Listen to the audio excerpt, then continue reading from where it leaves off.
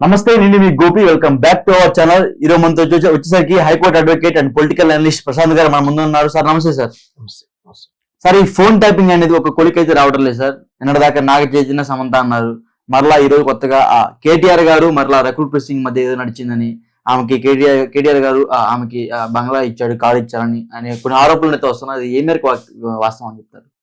అంటే ఇప్పుడు phone tapping అనేది ఒకటి ఆ ఇష్యూ మామూలుగా అది సరైన ప్రత్యర్థుల మధ్య లేకుండే. ఇప్పుడు కేటీఆర్ గారు, కొండ సురేఖ గారు అంటే ఇండియా పాకిస్తాన్ ఇట్లా అంత పెద్ద రైవల్స్ జరుగుతుంది అనమాట.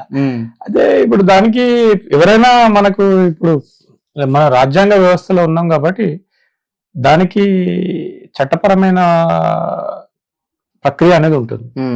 ఇప్పుడు కేటీఆర్ గారు నేను ఎలాంటి నేరానికి పాల్పడలేదు, ఫోన్ ట్యాపింగ్ నాకు సంబంధం లేదు, వీళ్ళు ఆరోపణలు చేస్తున్నారు, ఆ ఆరోపణల వల్ల నేను ఒక మంత్రిగా, రాష్ట్రానికి మంత్రిగా ఉన్నాను, మరి నా పర్సనల్ ఇమేజ్, నా రెప్యుటేషన్ అండ్ నా పరువు కూడా అది నష్టం కలిగిస్తుంది అనే దాని ఫార్మాలిటీగా నోటీస్ ఇవ్వడం జరుగుతుంది. ఆ నోటీస్ కొండ సురేఖ గారికి ఇచ్చారనేది ఇప్పుడు సోషల్ మీడియాలో అవుతుంది. దానికి కూడా కొండ సురేఖ గారు దానికి కూడా ఆన్సర్ చేయడం జరిగింది.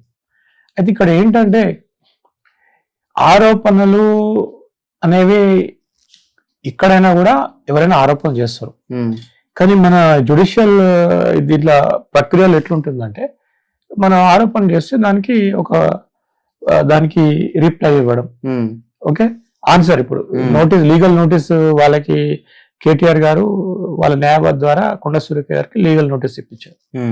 దానికి రిప్లై చేయమని కూడా అడుగుతారు. దాంట్లో ఒక టైం ఇస్తారు, లేదంటే దాన్ని ఓపెన్ అపాలజీ చెప్పండి అంటారు. ఎవరైతే ఎట్లయితే మళ్ళీ మీడియా ముందు చేస్తారో ఆ విధంగా చేయండి అని అడుగుతారు. మరి దానికి నేను న్యాయపరంగానే మిమ్మల్ని ఎదుర్కొంటాను, నేను కూడా లీగల్ గానే మీ పైన యాక్షన్ తీసుకుంటా అని కొండ సురేఖ గారు చెప్తుంది అనేది అక్కడ. మరి ఇంకా అది it has become very hot. అయితే దానికి ఇప్పుడు రూలింగ్ పార్టీ కాంగ్రెస్ వాళ్ళకి ఇప్పుడు జరుగుతున్నాయి. ఇప్పుడు అక్కడ ఆల్మోస్ట్ ఏంటంటే ఈ ఫోన్ ట్యాపింగ్ అనేది చాలా అది వ్యక్తిగత స్వేచ్ఛకి, ఆ privacy, against the privacy of the individual, అది నేరం. దానికి ఇప్పుడు మన టెలిఫోన్ యాక్ట్ అనేది మన ఫస్ట్ టైం మన నాంపల్లి కోర్టులో ఇండియా వైడ్ ఫస్ట్ టైం ఆ చట్ట ప్రకారమే ఎక్స్ డిఎస్పి రణితరావు గారిని అరెస్ట్ చేయడం జరిగింది. తర్వాత చాలా మంది అరెస్ట్ చేయడం జరిగింది.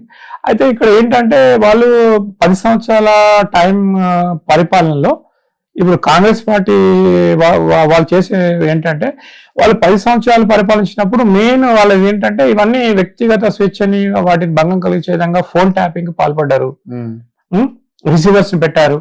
ప్రతి అపోజిషన్ పార్టీ లీడర్ దగ్గర, ప్రతి వాళ్ళ దగ్గర, ఈవెన్ వాళ్ళు పోలీస్ వాళ్ళని కూడా ఉపయోగించుకున్నారు, మిస్యూజ్ చేశారంతా, అధికారాన్ని దుర్వినియోగం చేసి వ్యక్తిగత స్వేచ్ఛను హరించారు.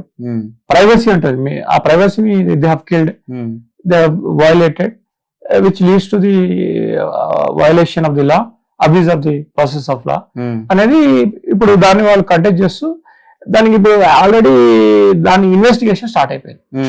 రాష్ట్ర వ్యాప్తంగా ఇన్వెస్టిగేషన్ స్టార్ట్ అయిపోయింది. చాలా మంది అధికారులు, మనకి మీడియాలో మీరు అందరు చూస్తూ చాలా మంది అధికారులు కూడా దాన్ని యాక్సెప్ట్ చేశారు. దాన్ని మొత్తం ప్రభుత్వం పైన, అప్పుడు గత ప్రభుత్వం తెలంగాణలో ఎవరుండో వాళ్ళందరూ బాధ్యులే, ఎవరు గారి మినహాయింపు లేదు దాంట్లో. ఈవెన్ ముఖ్యమంత్రి గారు కానివ్వండి, ఇంకా మంత్రివర్గంలో ఎవరైనా కానివ్వండి, వాళ్ళందరూ దానికి ఎవరైతే బాధ్యులు ఉన్నారో ఈ ఫోన్ ట్యాపింగ్ కి, ఎవరైతే ప్రతిపక్ష నాయకుల స్వేచ్ఛను అరేంజ్ చేస్తారో వాళ్ళని కూడా చట్టపరంగా వాళ్ళపై చర్యలు తీసుకోవాలనే ప్రయత్నం జరుగుతుంది. అంటే సార్, ఆ కేటీఆర్ గారు రకుల్ ప్రీత్ సింగ్ మధ్య ఏదో ఆ సీక్రెట్ ఒప్పందం జరిగిందని, ఆ కేటీఆర్ గారు ఆమెకి బంగ్లా గిఫ్ట్ గా ఇచ్చారని, కారు కూడా 3 కోట్ల కారు సంథింగ్ ఏదో గిఫ్ట్ గా ఇచ్చారని బయట అయితే కొన్ని వ్యాఖ్యలు జరుగుతుంది. దాని మీరు ఏం చెప్తారు? అంటే అప్పుడు కేటీఆర్ గారు అప్పుడు మన ఏ విషయాలు దాన్ని మాట్లాడుకోవాలి. కేటీఆర్ గారు అప్పుడు ప్రభుత్వంలో ఉన్నప్పుడు ఆయన చాలా చురుకుగా పనిచేశారు. అవును, చాలా యాక్టివ్ గా. ఆయన కూడా ఎవరైనా కూడా ఒక పదవి వచ్చినప్పుడు, తెలంగాణ ఉద్యమానికి వచ్చినప్పుడు ఆయన కూడా యాక్టివ్ గా, నేను how best I can do to the society, మన తెలంగాణకి ఏ విధంగా వెళ్తానో చాలా ఆయన ప్రయత్నం చేశారు. ఆయన మున్సిపల్ మినిస్టర్ ఉన్నాం, ఆయనకున్న ఎక్స్పీరియన్స్ ని వాడారు, చేశారు. ఆయన అట్ ద సేమ్ టైం ఆయన very good at spoken English, ఈ కమ్యూనికేషన్ స్కిల్స్ బాగున్నాయి కేటీఆర్ గారికి. ఆయన యుఎస్ రిటర్న్ కాబట్టి ఆయన ఎడ్యుకేటెడ్, చాలా బాగుంది ఆయనకు, మళ్ళీ own son of the CM. ఆ విధంగా మళ్ళీ ఆయన హైదరాబాద్ నిజాం కాలేజ్ స్టూడెంట్ ఆయన కేటీఆర్ గారు.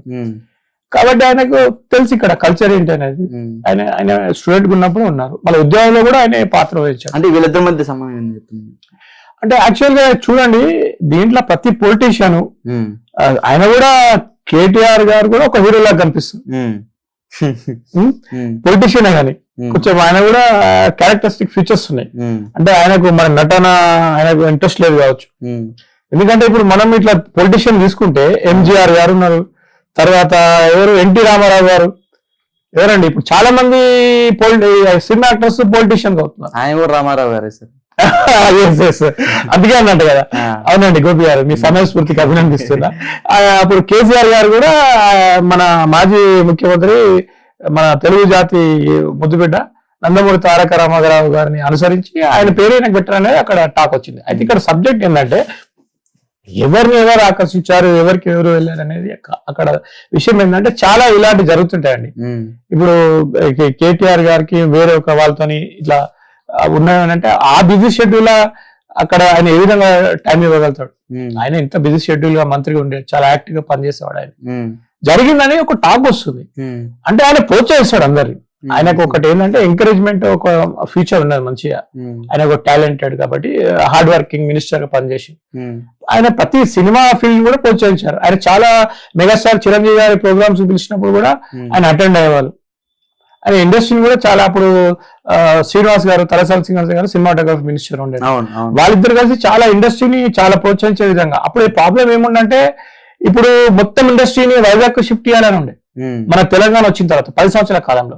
కానీ వీళ్ళు కేసీఆర్ గారు తర్వాత కేటీఆర్ గారు కొంచెం దాన్ని ఇక్కడ మన ఇండస్ట్రీ ఇక్కడే ఉండాలి, హైదరాబాద్ అన్ని విధాలుగా డెవలప్ కావాలి, ఇప్పుడు గ్లోబల్ సిటీ చేయాలి, విశ్వనగరంగా మార్చాలని. విశ్వనగరంగా మార్చాలంటే మెయిన్ ఏంటండి, ఇలాంటి సినిమా కూడా దాంట్లో ఒక ప్రముఖ పాత్ర వహిస్తాయి. ఇప్పుడు ఎందుకంటే హాలీవుడ్, బాలీవుడ్, టాలీవుడ్ అని అది వచ్చింది కదా మనకు, అలాంటి విధంగా ఉండాలని చేయడం జరిగింది. అయితే ఆ జర్నీలో ఏమంటారు, ఆ ట్రాక్ లో ఇప్పుడు చాలా మంది హీరోయిన్స్ పరిచయం అవుతారు. ఒక హీరో అంటే మినిస్టర్ గారు అంటే అతను ఉన్న దాంట్లో కొన్ని జరుగుతుంటాయి. అట్లా ప్రతి వారికి ఒక చిన్న చిన్న ఏదో ఒక ఫ్రెండ్షిప్ ఏర్పడుతుంది, మాట్లాడుకోవడం, ఎంకరేజ్మెంట్ చేసుకోవడం ఏదో జరుగుతుంది అక్కడ. కాబట్టి దాన్ని కొంతమంది వాళ్ళు జరుగుతారు. ఇప్పుడు పర్సనల్ లిబర్టీ అని ఉంటుంది అక్కడ. ఏం జరిగింది ఏందనేది ఇద్దరు ఇష్టమై ఒక మేజర్స్ ఏమైనా చేయవచ్చు అనేది చట్టం చెప్తుంది. దాన్ని మనం అంత పెద్దగా పట్టించుకోవాల్సి. అయినా నాకు అక్కడ నేను దానికి నేనేమో సర్టిఫికేషన్ ఇచ్చేది కాదు అక్కడ. జస్ట్ ఐఎమ్ ఒక కామన్ గా జరిగేది ఏంటిది, సొసైటీలో జరిగేది ఏంటిది. కేటీఆర్ గారు కానివ్వండి, ఇంకా వేరే సెలబ్రిటీ అయినా కానివ్వండి, ఎవరైనా కానివ్వండి, వాళ్ళొక మేజర్ అయితే ఇద్దరికి ఆరోపణలు లేవు కదా. ఇప్పుడు మీరు సరేనండి, రకుల్ ప్రీత్ గారి మీద అభిప్రాయం జరిగింది, అట్లా జరుగుతున్నారు, రకుల్ ప్రీత్ గారికి కార్ గిఫ్ట్ ఇచ్చారు, లేకపోతే ఏదో డబ్బు జరిగింది, సంథింగ్ ఏదో ఉందనేది అక్కడ ప్రజల నుండి వాళ్ళకి ఒకటి వస్తున్నప్పుడు that is also leads defamation of the celebrity.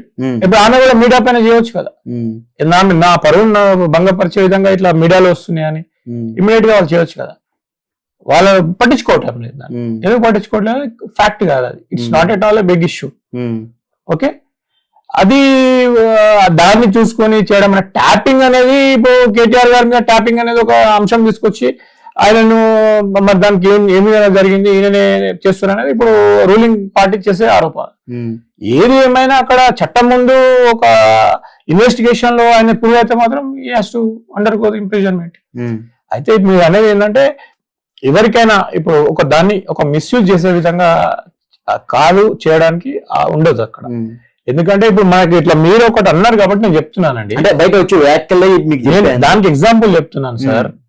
ఇప్పుడు ఏమైందంటే బిల్ క్లింటన్ అని ఒక యుఎస్ ప్రెసిడెంట్ ఉండే, ఆయన ఏంటంటే ఒక జరిగినప్పుడు ఆమె మోనికా లెవిన్స్కీ అనే ఒక లేడీతో ఆయన ఇవాళ అక్కడ టేబుల్ పైన రిలేషన్ మెయింటైన్ చేసిండు, జరిగింది అనేది ఒక ఆరోపణ వచ్చింది.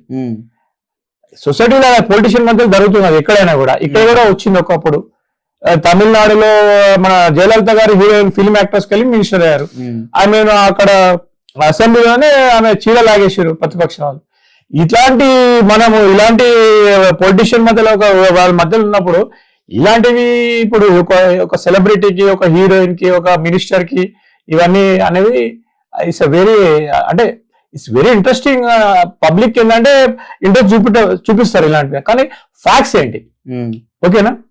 ఎవరైనా ఒక రాజకీయ స్థాయిలో ఉన్న వాళ్ళు ఒక హీరోయిన్ కానీ, ఎవరైనా ఒక క్రీడాకారుని కానివ్వండి, ఒక నటులను కానీ ప్రోత్సహిస్తారు వాళ్ళు. ఓకేనా?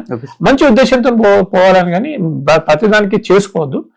అయినా అలాంటి అభిప్రాయం ఉన్న ఏ రాజకీయ నాయకులైనా కూడా అలాంటి ఉద్దేశాలతో వెళ్ళకుండా ఉంటే వారి రాజకీయ భవిష్యత్తు బాగుంటుంది అనేది నా అభిప్రాయం అండి. Okay sir, thank you sir.